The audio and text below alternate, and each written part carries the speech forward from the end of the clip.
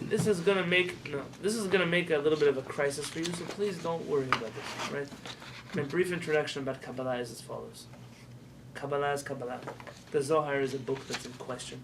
Some consider the book of the Zohar to be absolutely authentic. Some consider it to be a forgery. Some consider parts of it to be authentic and parts of it to be problematic. I avoid this conversation by telling you the following. In North Africa, the custom was that Kabbalists did Kabbalah, Jews did Judaism. What I mean? Your job is to learn Tanakh, to learn Mishnah, Talmud, Rambam, Shulchan Aruch.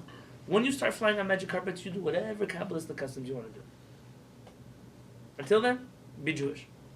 That saves us from the whole world of Kabbalistic customs. But we cannot ignore the fact that Sephardic poskim, especially in places like Iraq and in other places, were deeply influenced by Kabbalah. And therefore, even though we're not talking about the influence of Kabbalah and Halakha, there was one figure of Kabbalah, his name was the Arizal, who was considered by many Sephardic poskim not just as a Kabbalist, but also as a posek whose words are not to be reckoned with. And that leads for a double allegiance, a loyalty, one to Maran and the other to the Arizal. And how do you deal with that? Let's read. Vilna Gaon. He's Ashkenazi. Yeah, but it's not in this part of... We're going to get to Ashkenazim soon. Okay, sorry. Rabbi Chaim Sutton writes, the Minhag Eretz Yisrael, the custom of Eretz Yisrael, lelechet achar hachra'at harizal, is to always go after the ruling of the Arizal, afilu neged psak Maran Shulchan Aruch. Even against Shulchan Aruch, the custom of the Sephardim in the land of Israel is to follow the Arizal when he contradicts with Maran. Really? The Katav Rav Po'alim, and the Rav Po'alim, who wrote that book? Rav Po'alim. Who wrote that book? The Ben Ish Chai. It's his book of responsa. He says, Gam be'atrei shekiblu horoot Maran zal, even in the communities that accepted the rulings of Maran, omrim oto bilti pikpuk, they say Baruch Hu at the end of the tefillah without any hesitation. Let me give you some background. You notice that in the Sephardic community, we say Baruch Hu at the beginning of Shachrit by Ishtabach, and then we say Baruch Hu again at the end of Aleinu Shabach. Yes. Yeah? Or before Aleinu Shabach. Depends, right? In the Ashkenazi community, they don't say Baruch Hu at the end of services at all. Forget Hasidim. Remember, Hasidim are adopting a lot of Sephardic customs, so you have to put them out of the equation when you talk about Ashkenazim. In Israel, you'll notice that Ashkenazim say Baruch. You heard the Koran Siddur? It'll write that in Israel, they say Baruch Hu on every day of the week except for Monday and Thursday. The big Tachanun times. Have you seen that? As follows. The Arizal says you have to say Baruch Hu at the end of services for Kabbalistic reasons.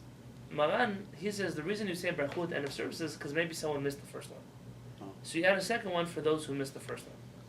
But Maran adds that on days like Monday and Thursday where you read the Torah and there's 3 extra Baruch Hu, so you don't have to repeat it at the end of services.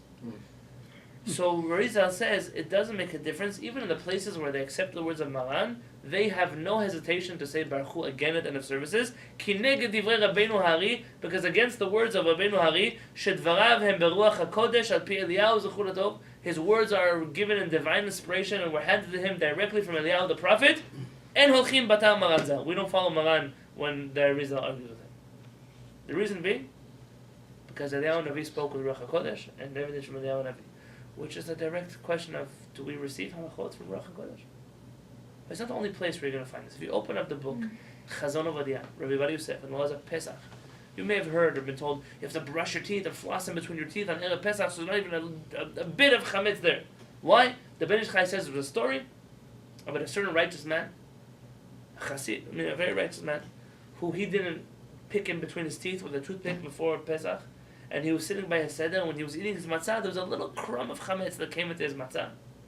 And in heaven, they decided that he didn't fulfill the mizah matzah. He's going to be punished for eating chametz on Pesach and all kinds of things over there. And Ben Ish Chai says, so because of this dream, we have to be very particular to pick our teeth before Pesach for even a little crumb of chametz that is there. I've heard this when I was growing up in day schools. I've heard this from people all over, but you must be very careful.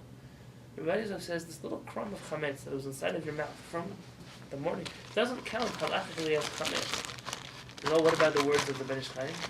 He said, we do not learn halachot from dreams. Period. If this was a halacha, it would come to us through the halachic process. Mishnah, Talmud, Rambam, Shulchan Aruch, we'd see it. And therefore, if it comes, This is why there's a famous teaching. You'll notice that Moshe Rabbeinu, he passes the Torah from who? From Moshe to Yoshua, to the elders, to the prophets. The prophets, what business do prophets have teaching halakha? We don't learn halakha from prophecy. I saw an answer, the Lubavitch Rebbe quotes somebody, I don't remember who, in his book, a commentary per Kehillat, in the first chapter, in the first Mishnah. He says that the prophets, when they were involved in matters of halakha, did not utilize their prophecy. As prophets were like rabbis that also happened to be prophets. When they learned halakha, it was halakha. When they prophesied, it was something else. They didn't use their prophecy to teach halakha. Those are two separate disciplines. As anybody who knows anything about prophecy will know that these are two separate disciplines. But here, this seems to be a little bit against that. Sabal. What is sabal?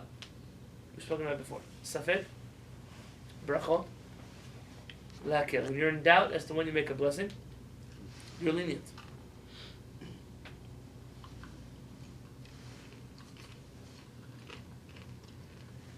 The Sephardic poskim are of the opinion, this is based on the Kav HaChaim, I'll say it out loud, is that when Maran says to make a blessing, but other poskim argue, we don't follow Maran, we don't make the blessing. Because this is one of the 10 commandments, we don't want to say Hashem's name in vain, and it doesn't make a difference. If Maran is a minority opinion, we don't follow him. But we follow. In this we follow Maran even against everybody, but other people don't. But Mars represents like 200 voices. That's right. But this is another rule the Sfaradim have, that in this case, in my second volume, Vihishon, whenever it happens, there's a whole section on the times where we pretend we follow Maran, but we don't actually follow Maran. That's an important part of the lesson plan. But the Kabbalists say that when the Arizal says something and all the poskim disagree with him, it doesn't make a difference to us. We say the blessing like the Arizal. The example that's given, there's a bracha that all of you say every morning. Baruch Hashem Elokeinu melech haolam hanoten laya'ef koach. You want to be fair? Go to Sefaria.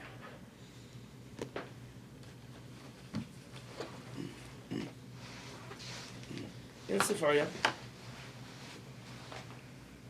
go to Halakha.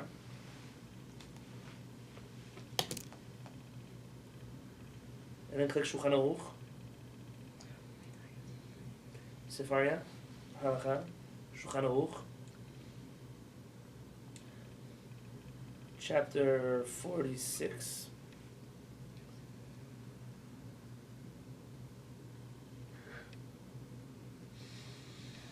See chapter 46? Sefaria, Halakha, Shulchan Aruch, Orach Chaim. No, regular. It's top right. Shulchan Aruch, regular Shulchan Aruch, and then click on Orach Chaim, chapter 46. Got it. Your Karach Shachar. Yes, look at Halakha 6. There's little gray letters on the side. So go to 46, sub Halakha 6. Aruch. Here. I guess. Yesh. Yesh nohagim levarech. You found the cover? No. Okay, let's do it again. Sefaria, go to Halakha. Oh, we could.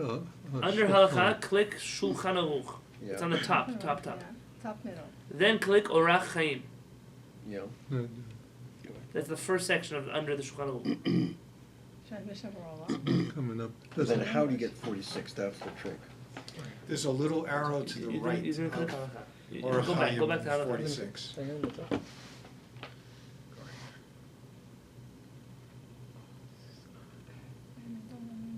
Go. So- No, let's start over. Halakha. Okay. Now wait. Click Shulchan Aruch. Shulchan Aruch. That's it. And then a chapter Orach 46. Move. See Orach Chaim? So press First one? here to get to 46. Oh, there it is. That was there before. I know. Orach Chaim. 46. And then the number 36, should be 40, on the side. 40. And then chapter 46, Halakha 6. 6. 46. And then you have to, Okay. There's a You little have to go arrow down to to the 6. right at the top of the menu. so see there's like little numbers on the side. Oh, yeah. Siman two. 1 it says. Yesh, Yesh Nogin. 5. That's See that little arrow? Yav Koach. Oh. So you go Okay. down to, here's all the numbers, you go down to Oh. Halakha 46. 6. Oh, And then you But scroll they're- down to 6. thank Okay, you. so Halakha 6 says, Yesh nohagim levarech hanoten le'ya'if koach. In the morning, there are some who have accustomed to say, he who gives strength to the weak. Ve'en divrahem nirim. but their words do not seem correct. I mean, it doesn't seem appropriate to say that bracha. Meaning, it's not. Rama says, "Ach minhag pashut bivnei Ashkenazim." The custom among the Ashkenazim Is to say. is to say it.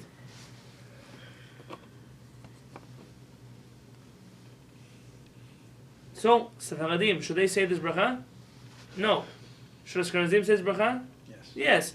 The Arizal says to make the bracha. Because of that, in all the Sephardic Siddurim that you have, the bracha is there. Including Maran. No, Maran would not say this bracha. Look at the next one. There are some who add other blessings, but it's a mistake.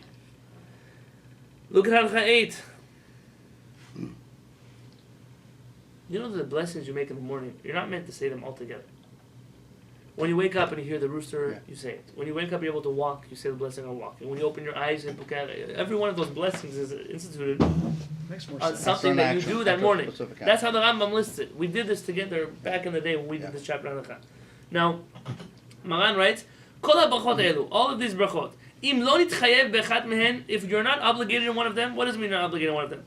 Let's say you didn't hear the rooster, or you There's didn't no get rooster to dressed, hear. or you didn't wear a belt today. We're different sex. So. Yeah. Kagon shelo shama kol ha-tarnagol, let's say you didn't hear the voice of the rooster, or shelo halach, or you didn't walk yet, or lo lavash, or you didn't wear clothing, or lo chagar, or you didn't wear your belt. Omer ota bracha belo askarat Hashem. You say that blessing without Hashem's name in it. You just say Baruch Hanoten Le'evkon. Baruch Pokeach Ivrim. Baruch Ozer Yisrael Livra. That's what you do. What does the Rama say? Well, tefillah taderech, if you say it more than once in a day, you say bracha at Shemay tefillah. Well, that's not a real bracha. That one. This Rama here says. V'yesh omrim, and some say dafilu lo nitchayev behen, even if you're not obligated on them, varech otam. You say them anyways. De'en ha-bracha davka latzmo. You're not making this blessing about yourself personally. Ele mevachim shakadosh baruch hu bara tzorchei olam. And because you said in general, Hashem created the rooster that makes noise and the eyes that open and therefore v'chen minhag. This is the custom. Ve'en leshanot. Says the Rama, you cannot change this custom. This is the custom is to make the blessing. Sfaradim. Do like the Arizal. The Arizal says you make these blessings even if you're not obligated to them.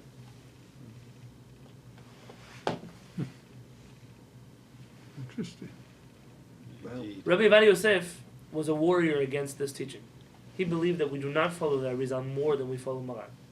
And for every one of these examples, Rabbi Yonatan Yosef jumps through a lot of hoops to try to prove that the reason we do it is because of older Sephardic customs that existed, not like the Arizal, but older ones that existed, and because those customs were before Maran, we follow them. Because Maran gives respect to customs that came before him. I'm not going to tell you that if it's accurate or not. I never sat down enough to analyze the different arguments, but those who believe that Kabbalah is super important and that Arizal's words take precedence over Maran, they have examples to show. And those who don't have to fight back about it. Tomorrow night, B'ezrat Hashem, I wish to go through the Ramah and the understanding of the Ramah, and we'll end perhaps this section for now. And then B'ezrat Hashem, the following week, we could already start the laws of pooling from the actual Shulchan Aruch, real Shulchan Aruch. And I'll tell you if you need something to print. I'll tell you if not, we'll use Safaria.